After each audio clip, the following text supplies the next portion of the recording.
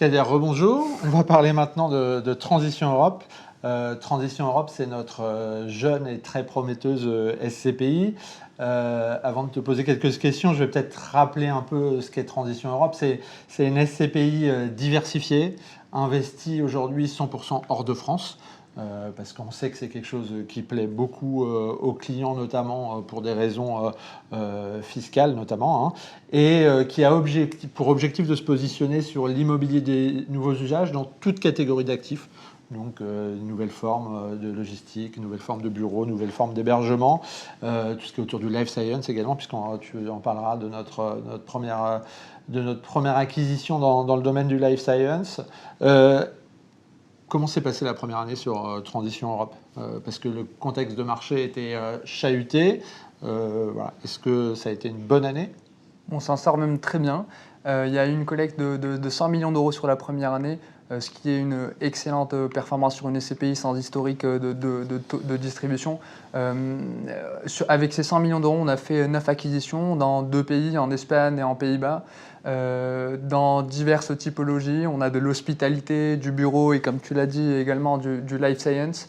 Bien évidemment, on n'a pas eu recours à de l'endettement et surtout, on a pu délivrer une performance qui est excellente, qui est de 8,16% en taux de distribution. Donc, meilleure performance du marché, on peut le dire? Meilleure performance du marché.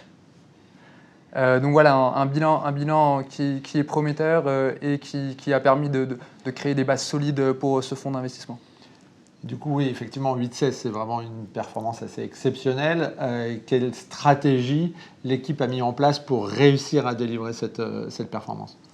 Alors, la stratégie de la gestion, c'est également d'avoir une performance à long terme.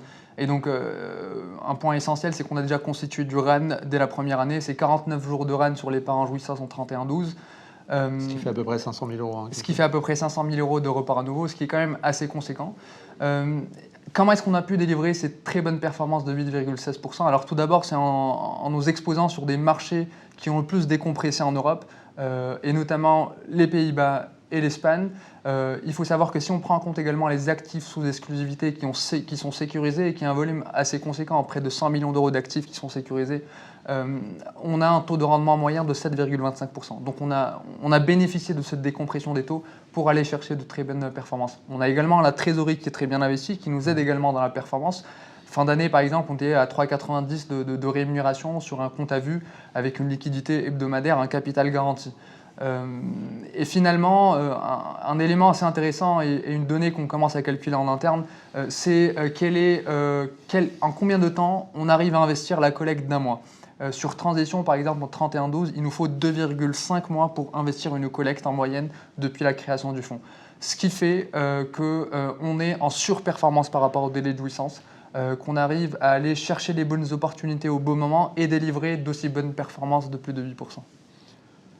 Oui, c'est vrai que cette performance, elle est assez exceptionnelle, comme on disait, mais à moyen terme, c'est quoi ta vision de cette performance pour Transition Europe? Ce 8,16, c'est celui de la première année. Comment tu vois les 3, 4, 5 prochaines années sur Transition Europe et vers quel type de performance on va? Alors, sur l'année 2024, l'objectif, c'est de faire au moins 7% de performance en taux de distribution. On travaille déjà pour constituer cette performance. On a des actifs sous exclusivité. On va diversifier également notre investissement dans d'autres pays.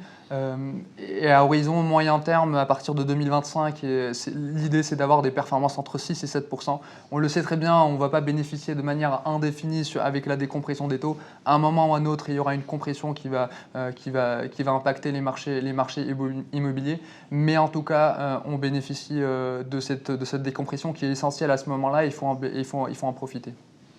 Et je crois que tu voulais finir en nous donnant des petits exemples de ce qu'on avait acheté sur Transition Europe pour donner un peu de saveur et que vous compreniez ce que c'est l'immobilier des nouveaux usages et que vous compreniez également, voilà, c'est quoi les actifs qu'on achète sur la SCPI Transition Europe. Effectivement, deux exemples assez intéressants comme on peut le voir. Le premier, d'ailleurs, c'est le premier actif qu'on a acheté sur le fonds qui est l'actif situé à Rotterdam qui est David Lloyd.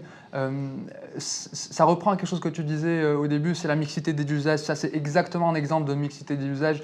On est sur une salle de sport dernière génération qui a été restructurée, sur lequel on a une crèche, on a de la restauration, on a des services, on a une piscine, on a une salle de sport. Donc autant de services dans un seul et même actif qui nous permettent réellement d'aller investir dans l'immobilier de nouvelle génération. Et avec des taux de rendement assez intéressants, aux alentours de 6,5%. Il ne faut pas oublier qu'on l'a acheté en décembre 2022.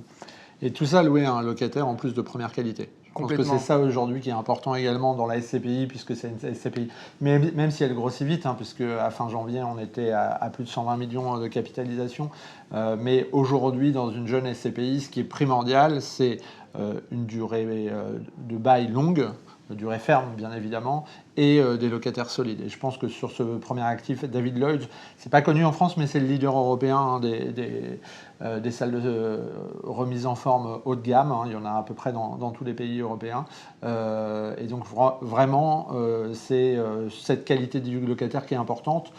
Comme d'ailleurs sur le deuxième actif dont tu vas parler, où voilà, la qualité du locataire est aussi primordiale. Complètement, Bureau Veritas.